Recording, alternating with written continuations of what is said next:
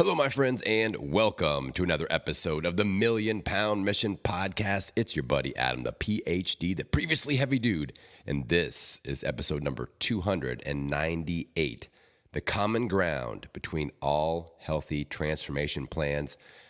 My friends, how is it going? Episode 298. Just two away from that magical 300. I got something special planned for episode 300. Be ready for that here in in a week. That'll be out. I'm very excited. It's a pretty cool thing to think back to when I first started this, 4 years ago now, and just kind of thinking like, I'm going to try this podcasting thing out. Let's see what happens. And damn near 300 episodes later, things are going pretty good, and the impact's being made, and we've got a little community brewing here, and I'm very, very appreciative of you guys for lending me some of your time and your attention. So I'm psyched. That's what I'm trying to say here. Something else I'm psyched about, kind of breaking news announcement-wise. My buddies Robert Sykes and Danny Vega and I, we decided to put together a little New Year's challenge that we're calling the Meat and Bricks Challenge. We launched this a week ago. As far as registration opened on the 9th of December. So it may already be sold out. If not, head over to meatandbricks.com. And let's see if we got some spots for you. All the details will be there. It'll be a fun challenge. We're going to launch on January 6th, but registration is open. We can only take 500 people for the challenge. We're doing some cool stuff with it. Like we're taking a third of the money that comes in from the challenge fees, and we're taking a third of that and putting it into a participant prize pool. So we're going to buy people tickets to keto events. We're going to send you some keto bricks. We're going to do some free coaching sessions, and all these bonuses and prizes will be included. And Robert and Danny and I are super excited. So if you've been interested in a low-carb lifestyle, or if you're interested in doing something to kind of kick it up a notch in 2020, then check it out, meatandbricks.com. If there are spots available, hop on there, grab you a spot, and get ready to rock. All right, let's talk about this topic for this week. I feel like there is a lot of confusion about like what's the best plan? What's the best plan out there? And right now we're in kind of a season where it's like warring documentaries out there. There's like a vegan documentary, and then the keto people put out a documentary to bash the vegan documentary, and then it's just like this battling, this war between people that are trying to be the most right. And I still feel like we need to shift our focus. We are burning each other's energy, and I feel like we're all on the same side of the battle line where it's like, we should be locking arms and fighting against poor health, against diabetes, against, people that are at risk for stroke and cancer. And let's quit wasting energy fighting each other, and let's spend energy focusing on the people that really need our help. And I really do feel like there's common ground between all the healthy plans out there. So I'm going to start off with a little example, a person A and person B example. So I'm going to describe two people, and then I'll take it from there. So let's say person A is a person that eats 5 to 7 times per day. They don't track calories. They eat a moderate amount of protein, fats, and carbs. They do 2 to 3 cheat meals per week, or maybe one cheat day per week. They drink 1 gallon of water a day. They focus mainly on whole foods, but does include some grains like some rolled oats and quinoa, and they're very happy with the results. That's person A. Person B, they only eat 2 times per day. They use a calorie cycling program where the calories are tracked and all the macros are tracked and everything is weighed throughout the week. They eat primarily protein, which is mainly meat, and fat with less than 20 grams of carbs per day. So, more of a ketogenic style there. They do 1 cheat meal per month on average. They drink also a gallon of water per day. They eat no processed foods other than keto bricks. And they're also very happy with the results. So 2 fairly different styles, and also 2 styles where, there could be some bashing going on. That, right now, things like fasting and eating fewer meals is really popular. And people might bash on like, oh my God, if you're eating 7 times a day, you're killing yourself. You are screwing up your metabolism. All these things would probably be said. And if you haven't figured this out yet, surprise, spoiler alert, both people are me. So person A, that's the plan that I use to lose 100 pounds. And person B, that's the plan I'm using now to optimize my body composition and kind of max out mental clarity and health. And both worked. I'm happy with the results of both programs. But again, I feel like people would be bashing one program versus the other back and forth. Like the people that are more into moderate carbs and moderate fats and moderate proteins, like, oh, you know, person B needs more carbs in their system or they're not going to get good results. And then person B is going to say, no, you need fewer carbs in your system because you are, you know, becoming insulin resistant because all the carbs you're eating and all this stuff. But both worked. So why is that? And I think all of us know that, you know, people out there that have gotten great results from a lot of different styles of nutrition and fitness, right? Like we know, I know people that have lost over 100 pounds with being vegan, being carnivore, being Weight Watchers. And I'm talking about lost it and kept it off, right?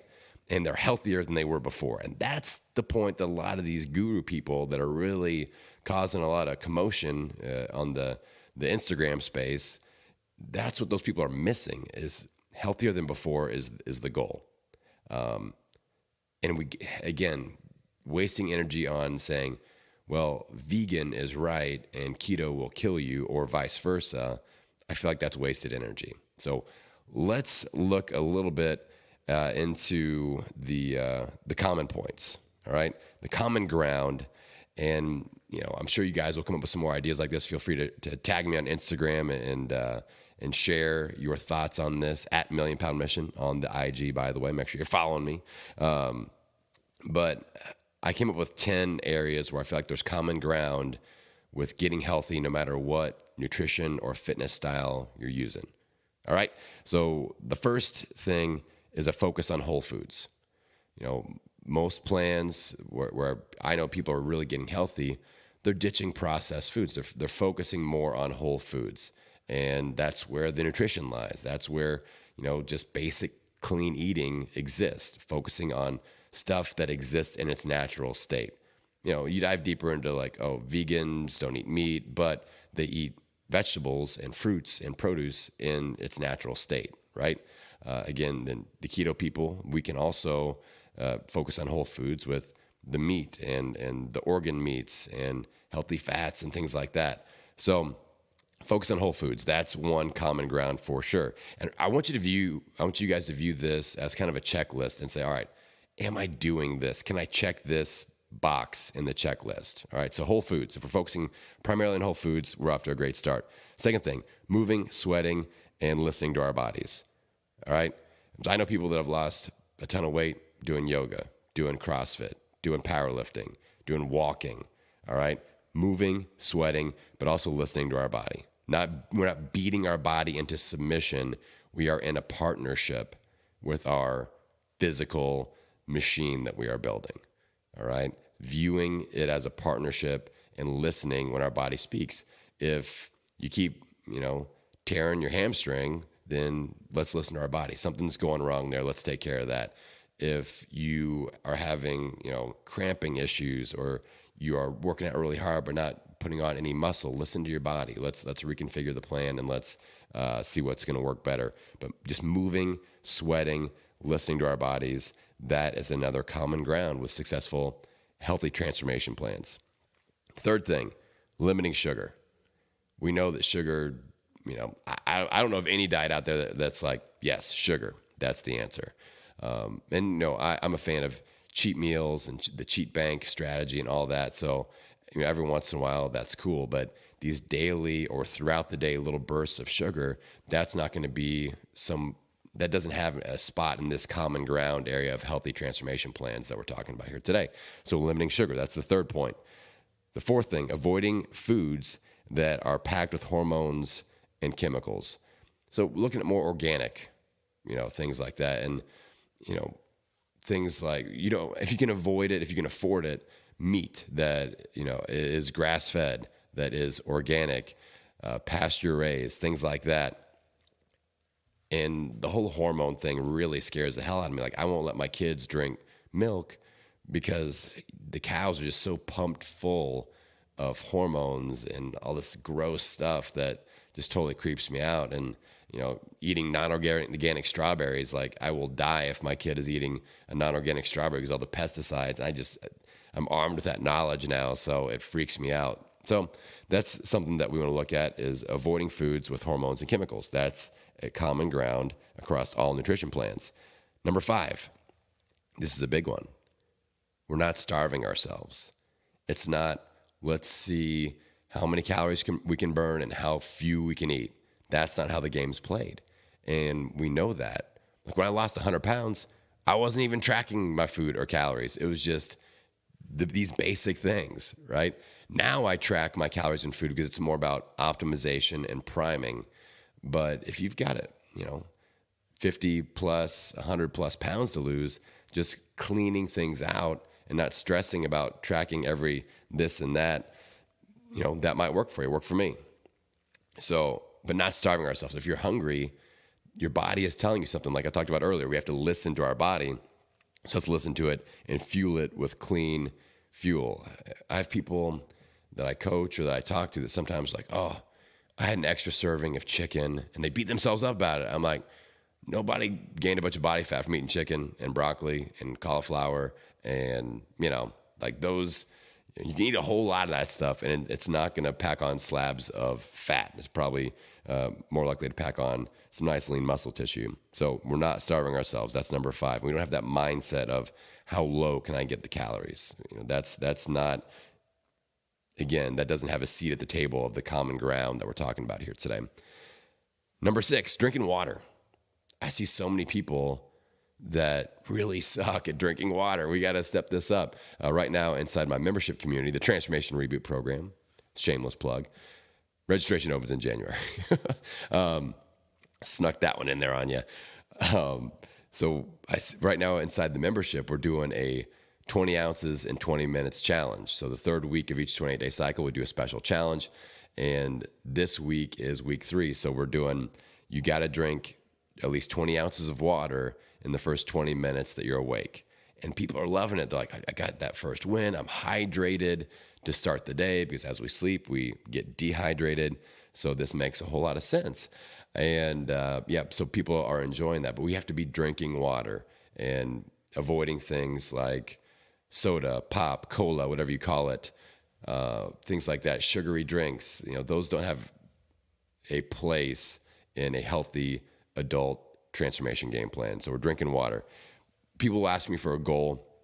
I'll tell them to ramp up to about half your body weight in ounces. I don't think you need to be drinking more than a gallon a day, regardless of what your weight is. Just for the average person, that's kind of painting with a broad brush, but work up to that amount. The half of your body weight in ounces, if you weigh 200 pounds, that'd be 100 ounces of water. Build up to that. If you're only drinking 8 ounces of water a day, don't go right to 100 because you'll just be peeing all the time. So kind of, divide it up, get there over the next couple of weeks, and you'll be feeling a lot better. Number 7, getting enough sleep. Another huge issue that is holding people back. Like, I know people that will gain weight or at least not lose weight because they're sleeping terribly. Like, they're sleeping 4 or 5 hours a night, 3 hours. They're stressed out. They're not thinking clearly. They're making bad decisions. If you don't get enough sleep, then that really fatigues that willpower muscle, which then in turn leads to bad decisions because our willpower is weakened, which then in turn leads us to beating ourselves up, getting in our head, which then in turn lowers our willpower again. So it's a vicious cycle, and we don't want to be a part of that. And it starts with getting enough sleep. And there are different recommendations, 7 hours, 8 hours, whatever. Like, I feel like you guys should know the amount of sleep, like the bare minimum that you feel like you can function well, think clearly, and feel satisfied with your energy levels. So let's figure that out and start getting more sleep. Number 8, managing stress levels properly. So just having a plan of attack with this, whether it's meditation, reading, doing a power hour protocol like I do, communicating effectively, but just not internalizing it all, bearing it down and hoping that it goes away. We have to manage those stress levels properly. Number 9, consistency. No matter what nutrition plan and no matter what fitness plan you do, if it's sporadic, if it's hit and miss, if you're on 2 days and off 5 days, it's not going to work. You have to show up consistently If you're doing Weight Watchers, you got to do Weight Watchers. You got to do it, Don't just try it. You got to do it. If you're doing, CrossFit, do CrossFit. Give it a shot. Like really give in to the process with your fitness protocol, with your nutrition protocol, and be consistent. Give it a 28-day run. Don't be one of those people that just starts and stops a million different things throughout the week, and then you kind of give up by the weekend, and it's cheat meals and cheat days, and let's start again on Monday. I know a lot of people are living in that space, and it's time to step up, people. We got to step it up. All right, so being consistent, that's number 9. Number 10, another big one, giving ourselves the opportunity to tweak the plan as our lives change. Let's go back to the example in the beginning, person A, person B. As I was living person A, eating 5 to 7 times a day, not really super focused on tracking or measuring my stuff or the macros or anything like that, just focusing on sweating, I didn't hold myself to like, I have to do this forever. And if I am not able to do this forever, fail. Go back, I'm probably going to gain all my weight back, and living in constant fear of failing and gaining that weight back. We have to give ourselves we have to take some pressure off of ourselves and say, all right, if things change a little bit, I can tweak my plan, and that's okay. If my schedule changes, maybe intermittent fasting isn't the right idea anymore. That's okay. Let's shift it and let's find the thing that's going to fit our life and our lifestyle that is the right answer for right now. Stop looking for forever answers. I'll say it again. It's like wearing the same shirt every day. Eventually, you're going to have, maybe you have to go to a wedding, change your shirt. Maybe you're going to work out, change your shirt. Maybe you're going on a date, change your shirt. Like the right program, the right protocol for the right period of your life. That's how you have to look at this. All right. So being willing to give ourselves the opportunity to tweak the plan as we go, as it makes sense, and stop putting so much pressure on ourselves to be like keto for life. It's got to work forever. That's the deal. If not, I fail, I give up. I can talk myself into thinking that I gave it on a shot, but I'm just going to be obese. That's how it is. Like we can't have those types of conversations. And again, it sounds weird, but I know a lot of people are having that mental conversation where we are beating ourselves up for changing what we're doing when it just, sometimes it makes sense. Now, in the same thought line here, we can't be changing it all the time. I feel like you got to give something at least 28 days to see if it works. So we're not program hopping and you listen to Adam and you get some ideas and you listen to somebody else on Wednesday and you start changing ideas again. And you listen to another podcast on Thursday and you change ideas again. Let's really let something soak in and let it work for us. Work the program, let the program work for you for at least 28 days before we tweak anything. And I'm a fan of making micro tweaks. When I'm coaching somebody, we aren't changing everything all at once. We'll say, okay, I've got different dials that I can turn.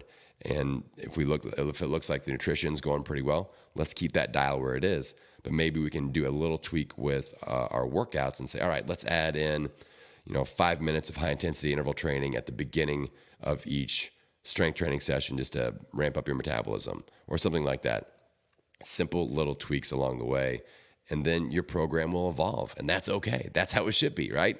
So those are the 10 things. Let's run through them real quick. Again, view this as a checklist. Number 1, focus on whole foods. Number 2, moving, sweating, listening to our bodies. Number 3, very limited sugar. Number 4, avoiding foods with hormones and chemicals. Number 5, not starving ourselves. Number 6, drinking water. Number 7, getting enough sleep. Number 8, managing stress levels properly and being able to speak clearly. Number 9, being consistent. And number 10, giving ourselves the opportunity to tweak the plan as our lives change. If we do these 10 things, we're getting healthy. You guys feel me? Like if we do these 10 things, and don't worry if you're team keto or team vegan or team yoga or team I go for walks or team CrossFit or whatever, stop being invested in that camp mentality. Focus on these basic things and take a step down the road to health every damn day. All right? So don't get caught up in all the mess that's out there with the battling tribes in health and fitness. And don't add fuel to that fire. Focus on these things. So action step-wise, make sure you can check off these 10 things. And if not, the next 24 hours, set that implementation alarm and say, all right, maybe I'm looking good, but I'm not drinking enough water. Let's start working on that. Or maybe your stress levels are out of whack. Let's start working on that. Let's just use this as a baseline checklist. And if we get these 10 things set up correctly, we're going to be in good shape. All right, my friends. So that is it for this week's episode. We're wrapping up a year. We're approaching episode 300. Lots of exciting things going on. I'm very excited about our community.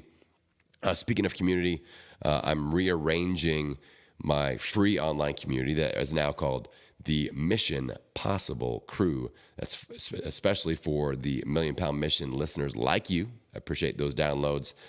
You can check out that free Facebook group at millionpoundmission.group. millionpoundmission.group. That's a brand new URL that I just unveiled right there with you. millionpoundmission.group. That'll get you in. Just request to join. It's a free community. We're really going to ramp that up in 2020, doing extra challenges. I've got some community managers coming in, and we are going to rock the house with that free community. So check that out. And as always, we're going to get out there and own it every meal, every workout, every day. I will see you on the next episode. Well, hey there, good looking. I want to say thank you so much for listening to this episode of the Million Pound Mission podcast. And I've got a favor to ask you. If this episode made an impact for you, would you share it out with one person? Help me spread the message of the Million Pound Mission and add some fuel to the fire of our goal to achieve 1 million pounds of amazing results. And speaking about that 1 million pounds, if you haven't gone to millionpoundmission.com lately and donated your weight loss, please do it or I'll never reach my goal. So head on over to millionpoundmission.com, donate that weight, and spread the word that we are on a 1 million pound mission together.